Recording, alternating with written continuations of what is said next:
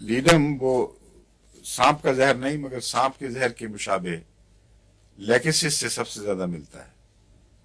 इसके भी बाईं तरफ का रुझान बहुत है, लेकिन लेकेसिस आमतौर पर ऊपर से नीचे की तरफ हरकत करती है, या यूं कहना चाहिए कि ऊपर की धड़ में ज्यादा नुमाया इलामते हैं बनिस्बत टांग के, लेकिन हरकत इनकी दिल की तरफ ही होती है। असल में सर से दिल की तरफ, नीचे से दिल की तरफ, और बाजुओं से दिल की तरफ, वो लेगेसिस की खास इलामतें हैं। लीडम भी बाएं तरफ होने के लिहाज से लीडम लेगेसिस से मुशाबे है। और जहां तक ट्रॉमा का ताल्लुक है, चोटों का, उसमें इसको आर्निका और हाइपेरिकम के साथ रखा जाता है।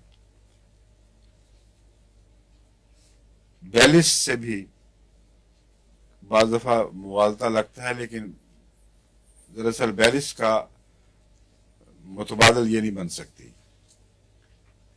अब मैं बताता हूँ लीडम क्यों वो कहाँ इस्तेमाल होती है।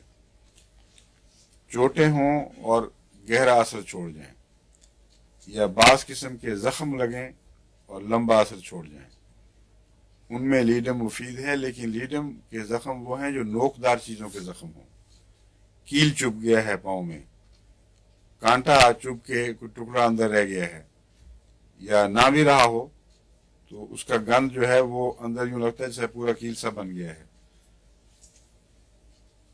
और इसके जख्मों में से फिर दर्द की लहरें, बावजूद इसके कि जख्म मुंतमिल हो चुका है, नजर नहीं आ रहा, लेकिन उस पाँव में जहां जख्म है वहां से दर्द की लहरें बिजली की कौंधों की तरह उठती हैं और बाद दफा नीचे वापस आती हैं।